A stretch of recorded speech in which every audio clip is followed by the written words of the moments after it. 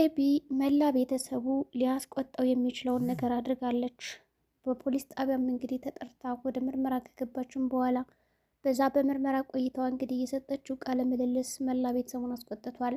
ይሁን እንጂ ከጥያቄውም ለማምለጥ የተለያዩ ምክንያቶችን እየደረደረች ከፖሊስ ጥያቄ ለማምለጥ ችላለች። በዚህም የተነሳ እንግዲህ ፖሊሱ አንቺ ሰው ገለሻል አልገደልሽም የሚል ጥያቄ ጠይቋታል። ታዲያ ኤቢ እኔ የህግ ተማሪ ነኝ፣ ስለዚህ ዘንድሮ መረቃለሁ እና ደግሞ በአንድ በአእምሮ በሽተኛ የሆነ ህፃን ልጅ ምክንያት እንግዲህ በእሷ ምክንያት ተነሳስተህ እኔ ልታሳስረኝ አይገባም።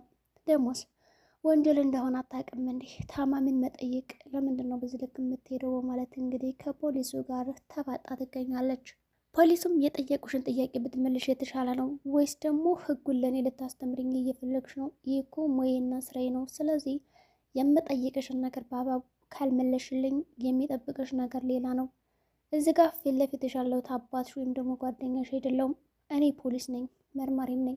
ስለዚህ ስራዬን እየሰራው ነው። ለምጠይቅሽ ጥያቄዎች እያንዳንዱ ምላሽ ፈልጋለሁ በማለት እንግዲህ ፖሊስ ቢያፋጣትም ኤቢ እኔ ምንም የሰራው ጥፋት የለም በማለት እንግዲህ ጉዳዩን ወደ ውሃ ዞረዋለች። የገደለችው ውሃ ናት።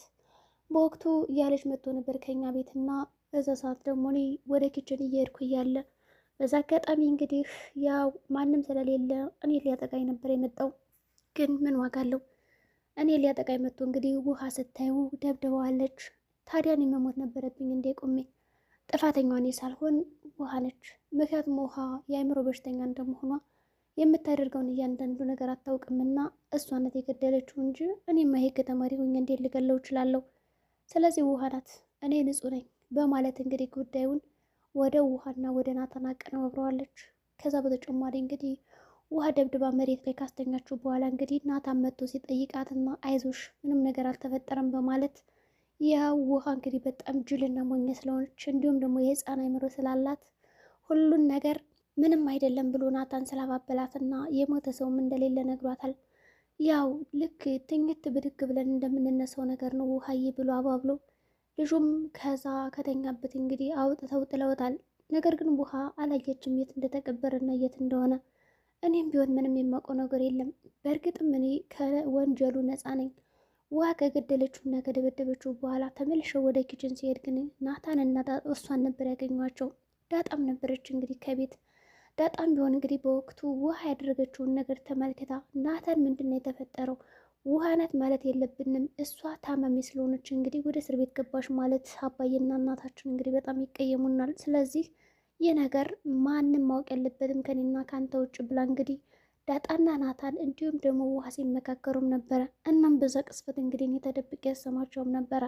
ከፈለክ ደግሞ ማስረጃም ላመጣልህ እችላለሁ በማለት እንግዲህ መርማሪ ፖሊሱን እንግዲህ ያልተገባ ጥርጣሬና ያላስፈለገ እንዲሁም ደግሞ ማትፈልገውን ነገር አድርጋለች። ታዲያ በዚህ ቅስፈት እንግዲህ መርማሪ ፖሊስ ይህንን ሁሉ ነገር ከሰማ በኋላ እንዴት አንዲት ህፃን ይህን ያክል ግፍና በደል ልትሰራ ትችላለች? አሁን እኮ ይችን ልጅ ልሰራብል በእርግጠኝነት ነገ እዛ ማልቀሷና የሆነ ነገር ማለቷ ነው። በእርግጥም ኤቢ ይህንን ነገር የተናገረችው ሆን ብላ እናውቃ ነው። ኤቢ ምንም እንኳን ወንጀለኛ ብትወል ላለመታሰር ስትል እንግዲህ ጉዳዩን ወደ ሌሎቹ አቀነባብረዋለች። ታዲያ በዚህ ቅስፈት እንግዲህ አባዬ መቶ ያው ናታንን ልክ እንደ ልጁ ስለሚያዩ ዳጣም እንደ ልጁ ስለሚያት በወቅቱ ሶስታቸው ተማክረው የሆነ ነገር አድርገውታል እንጂ ልጁን እኔ ምንም አውቀው ነገር የለም በማለት እንግዲህ ከመርማሪ ፖሊሱ ጋር ተባጣ ትገኛለች። መርማሪ ፖሊሱ ውሃ በስነ ስርዓት አንቺ ነሽ የደበደብሽውና የገደልሽው ብላ ነግራኛለች። ስለዚህ እንዴት ነው ነገሩን ወደ ውሃ የምታቀነባብሪው? ደሞስ የህግ ተማሪ ነኝ ተመራቂ ነኝ ብለሽ ይህን ያክል ማጭበርበር ለምን አስፈለገው? ማለት እንግዲህ አፋጧታል። ይሁን እንጂ ከዛ መርማሪ ፖሊስ ጋር እንግዲህ በጣም ከፍተኛ ግጭትና ግብግብ ስለገጠመች መርማሪ ፖሊሱም እንግዲህ ከአቅሙ በላይ ስለሆነበት የምትናገረው ነገር እንዲሁም ደግሞ ምንም አይነት ተጨባጭ መረጃ ስለሌለው ገና ለገና በጥቆማ ስለሄደ ከዛ ቤት ኤቢ በነፃ ልትለቀቅ ችላለች። ምን እንኳን አሁን ላይ ከዛ ፖሊስ ጣቢያ የሄደችም ቢሆን አባቷም እንዲሁም ደግሞ ናታን በዙሪያዋ አንዣበዋል። አርጆንም እንግዲህ አጎቴ እንዲሁም ደግሞ በጣም ወንድም የምለው ጓደኛ የምለው ሁሉ ነገር የምለው ማንም የለውም ብላችሁ እንደዚህ ጉድ ስለሰራችሁት ማዋጋ ስከፍላችሁ ያለው ግን ደግሞ ኤቢ እንድትፈታ ከፈለጋችሁ እኔ የምላችሁን እያንዳንዱ ነገር አድርጎ በማለት እንግዲህ ከአቶ ደረጀ ጋር አንዳንድ ነገሮችን እየተመካከሉ ይገኛሉ። በመጀመሪያ ደረጃ እንግዲህ ኤቢ እኔን የምታገባኝ ከሆነ ይህን የጓደኛዬን ነገር እርግፍ አድርጌ ልተውላችሁ እችላለሁ። በሁለተኛ ደረጃ እንግዲህ ከዚህ ቤት የመኖር ፍላጎት አለኝ። በሶስተኛ ደረጃ ደግሞ እዚህ ቤት ድርሻ እፈልጋለሁ። በጣም ብዙ ገንዘቦችን እፈልጋለሁ። ራሴን መለወጥ እፈልጋለሁ። ምንም እንኳን አሁን ላይ ያ ጓደኛዬ በህይወት ባይመለስም ግን ደግሞ እኔ የምፈልጋቸው እያንዳንድ ነገሮች አሉ። ልጃችን አትታሰርም ብላችሁ እንግዲህ ከእግሬ ስር መጣችሁ ከለመናችሁ እኛ አይቀርማ ይህንን ነገር ማድረግ ይገባችኋል በማለት እንግዲህ ኤቢ እንድትፈታላችሁ ከፈለጋችሁ ያልኳችሁን ነገር እዝዙ፣ እንዲሁም ደግሞ ያልኳችሁን ነገር ከሰጣችሁኝ እኔ ተውላችኋለሁ በማለት እንግዲህ ለማርታና ለደረጀ ነግሯችኋል። ደረጀ በወቅቱ ይህን ሲሰማ አንተ ትናንትና ጓደኛ ስትል የነበር ለካ ለገንዘብና ለመብላት ፈልገ ነው አይደለ ይለዋል። እንግዲህ አርጆንም እኔማ ጓደኛዬ ነበረ፣ ግን ምን ዋጋ አለው? ያው ልጁ አንዴ አይሞትም ሞቷል። ያው አልሞተም ብዬ ነበር እስካሁን የተጋፈጥኳችሁ እንዲሁም የታገዝኳችሁ፣ ግን ደግሞ ከሞተ በኋላ እሱ ምንም ስለማይጠቅመኝ እኔ ገንዘቡ ያስፈልገኛል። ገንዘቡ የሚያስፈልገኝ ደግሞ የራሴን ህይወት ለመቀየር እስከሆነ ድረስ ስጡኝና ትፈታላችሁ የሚል ሀሳብም ሰጧል። መርማሪም ፖሊስም እንግዲህ ምንም አይነት መረጃ ስለሌለው በቤተሰቡ መካከል ከፍተኛ ግጭት እንዲሁም ደግሞ ፍጥጫት ካሳለፍም በኋላ ዶክተር እንግዲህ ምርመራ ማድረግ አለባት የሚለውን የውሃን ውጤት ሰጥቶትም በዛ መሰረት እሷ የምትናገረው ትክክል ነው ወይስ አይደለም የሚለውን ነገርም ለመገምገም እንግዲህ ጫፍ ላይ ደርሶ ይገኛል። ሁሉም እንግዲህ የምርመራ ውጤት ማስኬድ አለብኝ። እዛ ጋ እንግዲህ ስትደበድቡት የሁላችሁም አሻራ ስለነበረ የውሃም የናታንም እንዲሁም ደግሞ የኤቢ የእጣት አሻራ ስላለ ከዛ በተጨማሪ ደግሞ የአቶ ደረጀም እጣት አሻራ ስላለ ሬሳውን ፈልገን አግኝተን እንግዲህ ማስመርመር እንፈልጋለን እንጂ እንደዚህ በቀላሉ ማለለቃቸው አይገባም። ለዛሬው ግን ከዚህ ምርመራ ቤት አምጥታችኋል። ያው በ24 ሰዓት ውስጥ እንግዲህ የሚገባችሁን የካሳ ቅጣት ከፍላችሁ ማስወጣት ትችላላችሁ በማለት እንግዲህ ለወይዘሮ ማርታ ብር ከፍላ እንድታስፈታትና እንዲሁም ደግሞ አቶ ደረጀ ራሱ ጉዳዩን ፈልጎ በራሱ መንገድ እንዲያግዘውም አድርጓል። ይሁን እንጂ ኤቢ ነይ እንሂድ ብሎ ሲነግራት እንግዲህ አባቷ በአካሄድ ነኝ እኔ ፖሊስ ጣቢያ መሄድ አልፈልግም በማለት ስትከራከርም ነበረ።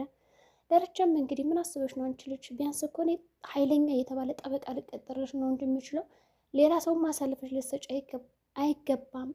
ጥፋትሽን እመኚ፣ ያደረግሽውን ነገር እያንዳንዱ ራስሽ ነሽ መቀጣት ያለብሽ ብሎ ቢነግራት በወቅቱ እምቢ አሻፈረኝ በማለት አልሄድም ብላ በስንት መከራ ነው እንግዲህ ወደ ፖሊስ ጣቢያ ሄደችው። በሌላ በኩል እንግዲህ ፖሊሱም ወደዛ ቤት በመጀመሪያ ደረጃ ሲመጣ ከዚህ ቤት ምን እየተካሄደ ነው? ሰርግ አለ የሚል ጥያቄም አንስቷል።